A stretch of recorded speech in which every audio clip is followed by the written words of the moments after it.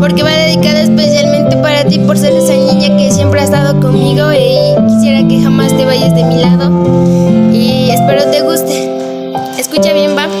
Gracias, prima, por estar siempre conmigo, como esa buena hermana que nunca he tenido.